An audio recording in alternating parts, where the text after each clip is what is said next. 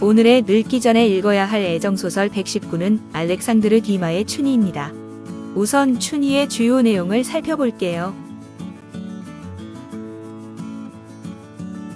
1847년 3월 12일 이야기를 하는 사람은 최근에 죽은 어느 화류계 여성의 재산이 경매된다는 소식을 듣습니다.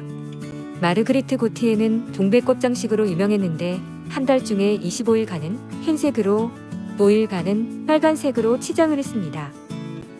경매에 참가한 화자는 그녀의 유품 중 마녹 레스코라는 책을 구입하는데 한 젊은이가 찾아와 마르그리트가 보낸 감동적인 편지를 보여주면서 책을 자신에게 넘겨달라고 부탁합니다. 시간이 흐른 후 다시 찾아온 아르망은 화자에게 마르그리트와의 사랑 이야기를 들려주게 됩니다. 꽃의 도시라고 일컬어지는 화려한 파리의 아름다운 최신 유행복 차림의 여인과 한없는 멋쟁이들만이 모여드는 샹제리제가 있습니다. 마르그리트 고티에는 천한청녀라고 해서 사교계에서 발들여 놓을 곳이 없어야 할 것 같은데 호적 부인처럼 대우받는 고상한 기품을 지닌 여자입니다. 그녀는 모든 사람들의 주목의 대상이었는데 그녀는 유독 동백꽃만을 사랑해 항상 그것을 지니고 다녀 동백아가씨 곧 춘이라고 불렸습니다. 지방 명문 태생으로 건실한 가정에서 자라난 순진한 청년 아르망은 파리에 유학 중이다가 마르그리트와 우연한 기회에 알게 되었고 만나자마자 사랑에 빠집니다. 아르망은 그녀의 미용사를 통해 그녀에게 소개되는데 그때 그녀는 각혈로 위기에 빠집니다. 그는 그녀와 가까워지지만 그녀의 화려한 화류계 생활을 버거워하며 마르그리트는 아르망과 여름휴가를 보내기 위해서 자신의 애인 중 한 명인 늙은 공작에게 돈을 요구합니다. 아르망은 그녀에게 마녹 레스코 한 권을 선물로 주고 그녀와 함께 부지발로 떠나는데 전원에서 그들은 목가적인 행복을 누립니다. 하지만 아르망에게 헌신하는 그녀는 더 이상 공작에 돈을 받지 않으려 하고 대신 자신의 재산을 팔아야만 했습니다. 아르망이 그녀 대신 돈을 지불하려고 하지만 아르망의 아버지는 공증인으로부터 아들의 행동을 전해 듣게 됩니다. 아르망의 아버지는 마르그리트의 순정을 의심하지 않으면서도 그녀가 창녀라는 신분 때문에 자기 아들의 결혼에 지장이 있게 될 것을 걱정했습니다. 그는 마르그리트를 찾아가 아르망한테는 비밀로 하고 아르망과 헤어져 달라고 간청했습니다. 마르그리트로서는 청천벽력이었으나 아르망을 위해 자기의 사랑을 희생하고 헤어지기로 약속했습니다. 어느 날 저녁 아르망이 돌아와 보니 집은 텅 비어 있고 자신을 잊어달라는 마르그리트의 편지를 발견합니다. 아르망은 마르그리트가 갑자기 자기를 냉담하게 대하면서 다른 남자들과 놀아나는 것을 보고 그녀의 마음이 변했다고 생각해 분노와 슬픔의 나날을 보내게 되었습니다. 괴로워하는 아르망에게 마르그리트가 다시 예전의 생활로 돌아갔다는 소식이 들려오고 아르망은 복수를 위해 마르그리트의 가장 절친한 친구인 올랭프를 정부로 삼습니다. 마르그리트가 그를 찾아오지만 다시금 질투심에 사로잡힌 아르망은 그녀에게 모욕을 주고는 고향으로 돌아가고 말았습니다. 동백 아가씨는 죽음에 즈음하여 아르망에게 그녀의 본심을 알리는 편지를 쓰게 됩니다. 그녀의 본심을 알게 된 아르망이 그녀에게 달려가지만 마르그리트는 폐병 때문에 아르망의 이름을 계속 부르며 쓸쓸하게 숨진 뒤였습니다. 그럼 소설에서 마음속 깊이 남는 구절을 한번 살펴보도록 하겠습니다. 요컨대 이 아가씨 안에서는 어떤 사소한 계기로 화류계 여자가 된 처녀를 알아볼 수 있었다. 어쩌면 이 화류계 여자는 어떤 사소한 계기로 가장 다정하고 가장 순수한 처녀가 될 수도 있었을 것이다.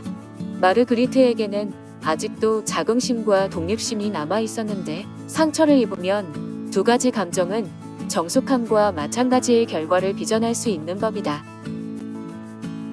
우리와 같은 화류계 여자는 단치도 않은 소망을 갖거나 터무니없는 사랑을 하거나 해요. 하나의 일에 열중하는가 하면 벌써 다른 일에 마음을 뺏기고 말아요. 우리에게서 아무것도 얻는 것 없이 파산하는 남자도 있지만 꽃다발 하나로 우리를 손에 넣는 남자도 있어요. 식사가 시작되었지요. 매력, 상냥함, 다정함. 마르그리트에게는 무엇 하나 부족한 점이 없었습니다. 저는 두 사람처럼 명랑해지려고 많은 노력을 했습니다. 그런데 정말이지 울고 싶은 심정이었습니다.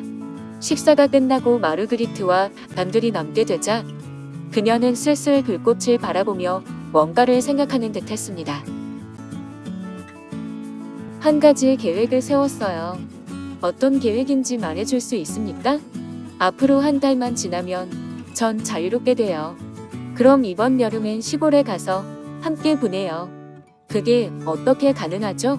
당신은 그저 제가 당신을 사랑하는 것처럼 절 사랑해 주시면 돼요. 골치 아픈 일은 저 혼자만으로 충분해요. 이익만 둘이 함께 나눠요. 돌아와 주십시오. 돌아와 줘요. 나르망. 괴로워 견딜 수가 없어요. 나는 이제 곧 죽을 거예요. 어제는 너무나도 슬펐어요.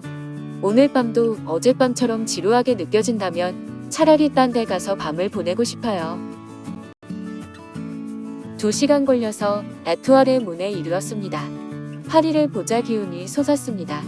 그때까지 수도 없이 거닐었던 그 기다란 가로수길을 달려 내려갔습니다. 그날 밤은 누구 한 사람 지나가지 않았습니다. 죽음의 거리의 산책이었습니다. 날이 밝아 오려고 했습니다. 앙땡가에 도착하자 대도시는 벌써 잠을 깨려고 어수선해지고 있었습니다. 죽음이 가까웠어요. 벌써 눈에 전기가 없어요. 그래도 저렇게 반드시 웃음 짓고 있어요. 마음도 영혼도 모두 당신에게 드리고 있음에 틀림없어요. 문이 열릴 때마다 마르그리트 아가씨의 눈이 반짝입니다. 당신께서 오신 것이라고 항시 그렇게 생각하시는 것인가 봐요.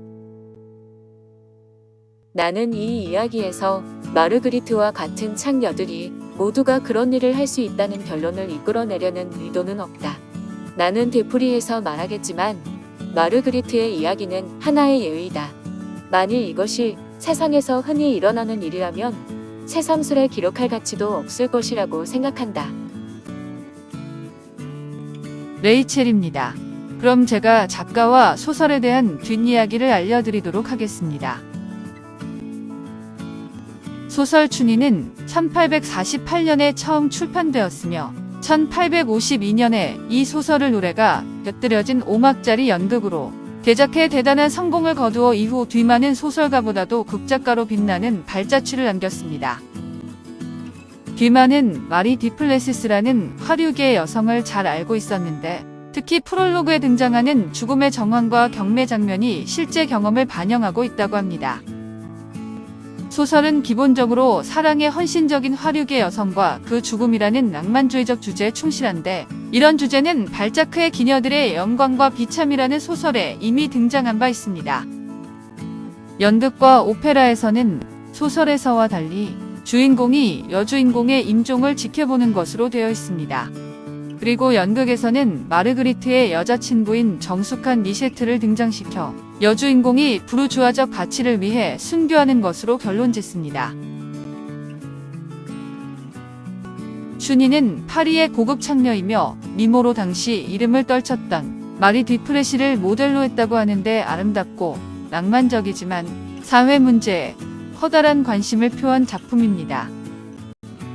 이 소설을 원작으로 하여 작곡가 베르디는 히아베가 작시를 한 오페라 라 트라비아타를 1853년 3월 베네치아 페니체 극장에서 초연을 했습니다. 라 트라비아타란 길을 벗어난 타락한 여인이라는 뜻으로 소설에서는 마그리트인 여주인공 비올레타를 칭하는 말입니다. 이 작품에는 작가의 자전적인 요소가 담겨 있는데 본래 제목은 동백꽃 여인 혹은 동백꽃을 들고 있는 여인이지만 우리나라와 일본에서는 동백춘자를 사용하여 춘희로 번역되었습니다. 소설 춘희는 하미유라는 영화로 여러 차례 만들어지게 됩니다.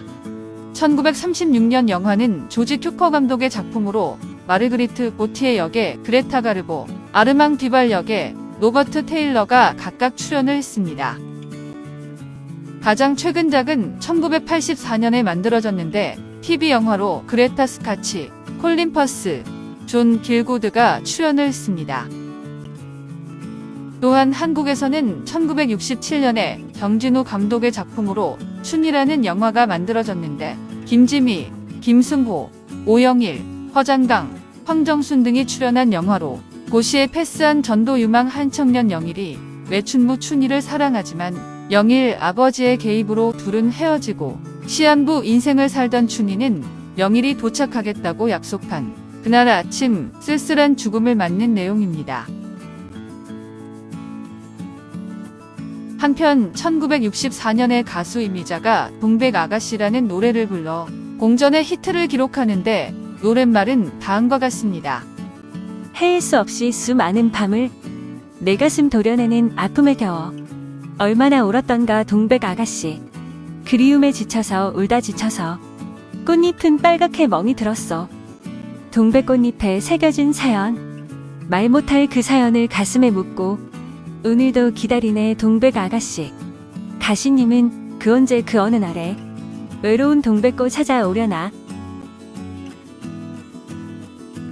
알렉상드르 듀마는 19세기 프랑스의 극작가 및 소설가로 북프랑스 엔데파르트망의 빌레르 코트레 출생입니다.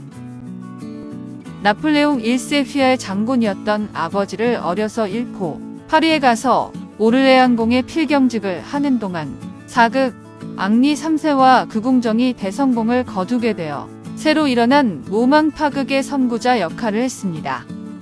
7월 혁명 때는 루이 필리프를 지지해 활약했고 그 후 로맨틱한 작극법으로 앙토니 킹 등을 상연해 파리 극단의 인기를 휩쓸었습니다. 그 후 소설도 쓰기 시작해 삼총사로 대호평을 받았으며 무려 250편이 넘는 작품을 남겼는데 그중 특히 파란만장한 장편 모험 소설인 몬테크리스토 백작이 세계적으로 유명합니다. 그리움 깊어 노란 비녀를 앓는 산수유 꽃을 지났더니 봉본처럼 치장한 진달래 꽃 묻어 못다한 사랑 얘기 속살거리고 솜터로 뻗는 뱃목력 웃을 때 살짝 보이는 그 사람 송곳니 같아서 볼 때마다 눈이 부셔 실눈을 하게 되고 아이 참 최원정, 공마중